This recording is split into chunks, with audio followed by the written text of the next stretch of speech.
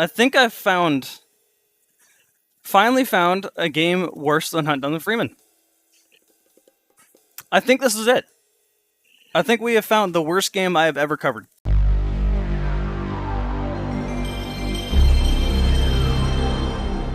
Hey everyone, as always Jarek here, and welcome to Bethesda's lowest rated game of all time. Sitting at a cool Metascore of 27 on PS3, 28 on Xbox 360, and 29 on PC. Completely destroyed by critics and players alike. So, how bad is it? Well, before we get to that, I need to thank today's sponsor. Today's sponsor is Monster Legends. Monster Legends is a free iOS and Android game. Check that link down below in the video information to download it, again, for free, with some extra benefits that I'll talk about in a moment. In Monster Legends, there are hundreds of different monsters to collect, and you can even breed 2 of them to get new ones. Seriously, there is a lot of breeding you can do in this game. There are entire charts online telling you what results will come from breeding certain monsters. At this point, you can then feed your monsters to level them up and give them new moves to take them into battle. There are different PvP modes, including special dungeons and even an adventure map. If you want to, you can fight against your friends in real time. There are different events every week to discover and play new adventures. This may seem out of my gaming realm, but honestly it's not. I'm a huge fan of Pokemon. I mean, he's always sitting there in every video. I also really like Nexomon and I really like Fire Emblem until the 3DS games, those sucked, but still, you get the point. This is not too out of my realm and I play a lot of other games. I just only make videos of first-person shooters because that's where the big clicks are. Also, it's my favorite genre, but you get my point. Some of the monsters' designs in this game are pretty cool and some are pretty bad. I mean, that's par for the course for a game like this.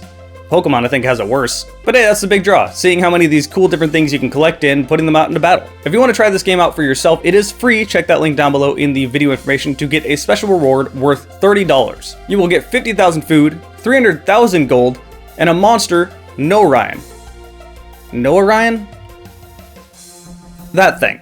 So once again, it is free. Check that out. Big thanks to my sponsor for this week, Monster Legends. Believe it or not, I had never heard of Rogue Warrior before. This is a new story to me. I had never seen the game, and oh boy was I not ready. It's a total goat fuck. This game is what people think of when you tell someone you want a show or a game to be more adult. For some reason, they think of just more vulgarity. Well, if you want vulgarity, this game certainly does have it. Jesus. I can't continue because the boxes are in the way. And the game froze again. I actually can't keep moving. And I can get shot through this cover. Cool. Get out of the way! Why do the boxes stop me from moving? Fuck this goddamn shit. But before I talk about the game itself, I need to talk about its development cycle. Originally, this game was going to be quite different. It was going to be called Rogue Warrior Black Razor. It was also going to be developed by someone totally different. It was going to be developed by Zombie Studios, the people behind the Spec Ops line. The focus was instead going to be a 24-player multiplayer game with procedurally generated maps. That didn't end up happening. In fact, that was announced in 2006 with a release date of 2007, and we didn't hear anything else about Rogue Warrior until it resurfaced back in 2008 with the name of Rogue Warrior. It was no longer being developed by Zombie Studios, instead it was being developed by Rebellion, which, I mean, should be fine. Rebellion has made some fantastic games in the past, but this didn't pan out so well. You might know that Rogue Warrior is also a series of novels following the Navy SEAL veteran Richard Marcinko. These books are highly exaggerated stories of his Navy SEAL days. So how fitting is it that they wanted to make an entire game focused on him as a character, much like you would do with Duke Nukem? Except that does not work at all in this situation. What are you trying to do? Instead of having Richard Marcinko voice himself, they had Mickey Rourke voice him. And that tells you all you need to know. The game released in 2009, and it does not look like it at all. 2 years prior, we had the Orange Box, Crisis, Halo 3, Call of Duty 4. A year prior, we had Far Cry 2, Left 4 Dead. This game looks really bad comparatively. It wouldn't even look good for its original release date of 2007. It looks worse than an Xbox 360 launch title. Like seriously, what looks better, this or Gears of War? But we're getting ahead of ourselves because that assumes this game even works for you. I had one hell of a time playing this game. You can buy it on Steam and it launches just fine, however, this is all you're getting. These are your entire options. When I booted up into this game, I couldn't move my mouse anywhere. Yep, you just have no mouse cursor in the main menu. Everything you do when you pause the game and in the main menu is just with your arrow keys and the enter button. Okay, fine, whatever. Then I booted into a game to test things out, and holy hell, it stutters like mad. This game stutters so bad that I don't even need to have you try to play it yourself. You can see how bad it's stuttering. In order to fix this, I had to go into my device manager and disable all my HID compliant devices. Already not a good look for a port, but it gets better. Mouse acceleration is force turned on with no way to turn it off. Your frame rate cap is 58 for some reason. I don't know why they didn't go with a solid 60, but whatever. Vertical sync is force turned on, so it makes you feel like there's always input lag on your mouse, but it doesn't even work anyway, so there's still screen tearing. At least they had the courtesy of letting us turn off motion blur. And no, you can't adjust your FOV, and yes, your FOV is really bad in this game. I would estimate around 55 degrees. It's a total goat fuck. Oh, but then we get into the crashes. I know people have told me that the game worked fine for them, but every situation with every PC is different. This did not work well for me at all. Over the course of playing this game for 2 hours, the game crashed 14 times and froze 37 times. My men are dead. Jesus Christ. Boy. Oh boy. Already crashed. We're not even 10 minutes into the game. And when I say it froze, I mean the game froze and I would have to Alt-Tab and then tab back in, and for whatever reason that fixed it. If I didn't Alt-Tab, the game would eventually just crash. This happened all the time. Party time.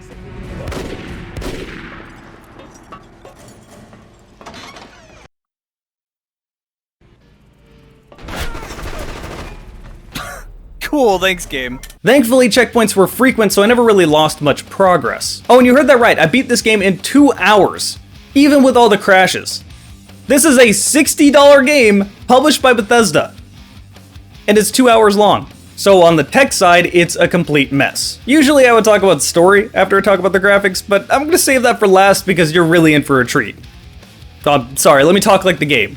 It's a total goat fuck. Instead, let's focus on the gameplay, which, honestly, there's not a whole lot to talk about here. This game feels like it wanted to be Rainbow Six Vegas, and it plays in a similar way. It's a first-person shooter, but you can take cover changing it to third-person. The cover mechanics don't work anywhere near as well as Vegas. I mean, they're functional, but there's a lot of limitations. This is as far down as I can aim. I can't aim any lower than this. I also can't aim any more around this corner. This is just it. If you're reloading and get on cover or get off of cover, it stops your reload for some reason. And when you're reloading on cover, you can't do anything. You can't even walk left or right. You're just stuck in place. The cover mechanics function, but that's all I can really say about them. They don't function particularly well. They just work.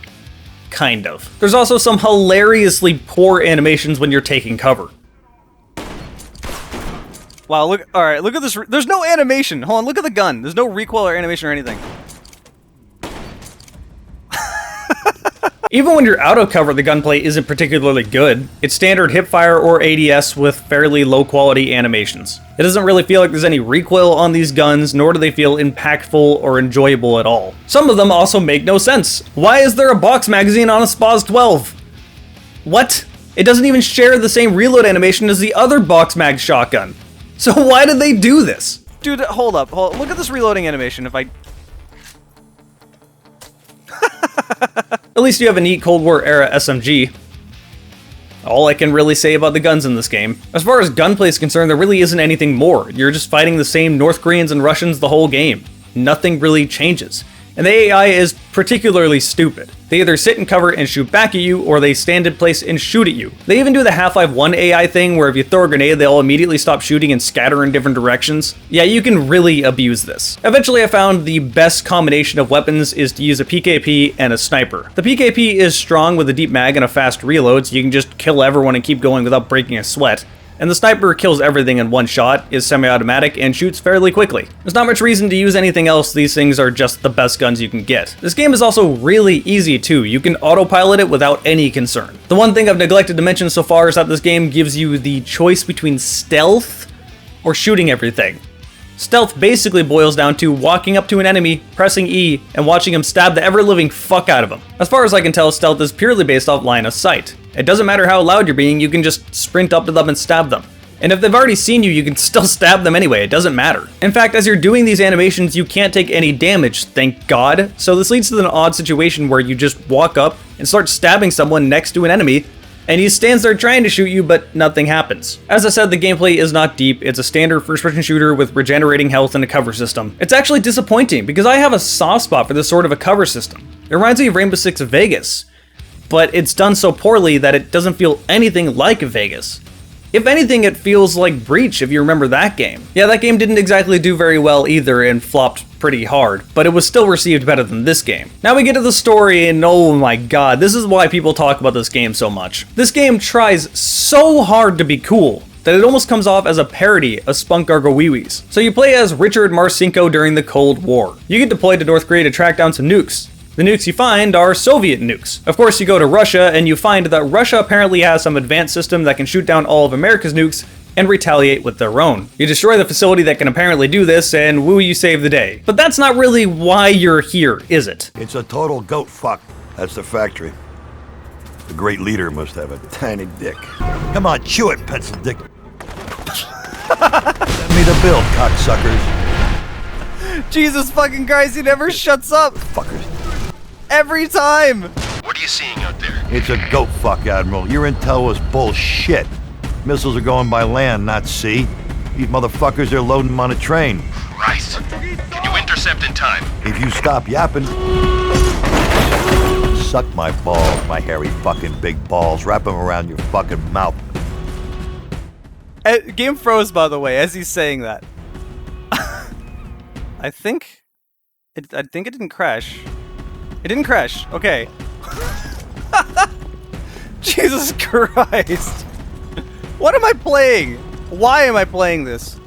What do you people make me do? Oh yes, that's why you're here. Mickey Rourke's voice acting for this game is absurd. The whole game is absurd.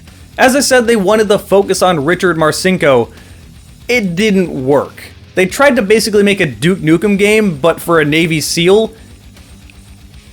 Like, what do I have to say? What can I add to this? The whole game, every 5 seconds, every time you throw a grenade, every time you shoot an enemy, you are going to be hearing these voice lines. They get so absurd that I don't even want to play some of them in these videos. They'll probably demonetize my channel. If you're really curious, there's a video with all of the voice lines compiled. I'll put a link down below in the video information of that. This is the reason you're going to be playing this game. Just to see how far the train wreck goes, to see the next ridiculous thing that Mickey Rourke is going to say. The general tone of this game sounds like some drunk alcoholic boomer telling cool stories about himself in high school. Obviously very exaggerated and not true. Now my first thought when I played this game was, I wonder what Richard Marcinko would think about this. I mean, if I had a character based off me that was saying this shit, I wouldn't really be too happy. But apparently he approved this and thought it was hilarious. Looking at the novels he's written, it kind of makes a lot more sense. And just when you think you've seen it all, you beat the game, and this happens. Fucking ninja style. I'm gonna bring it to him. I'm gonna show him what time it is. Good spot to bring the noise. Ah! What is this? Morons will love this. Hope you assholes like fireworks. Ooh! Fucking commies keep getting in my way. Well, surprise, motherfuckers. Happy fucking birthday. That's right, Ned. They actually try to do a rap out of all the cringy bad voice acting in the game. Trick or treat. I got places to go and people to meet. Assholes are everywhere. Fuckers are out in force. Hi-ho, hi-ho. This fucker's gonna blow. I can't tell if this game is trying to be serious or just intentionally a joke and they're just fucking with everyone at this point. Oh my god, who just said they like it in my chat? What's wrong with you?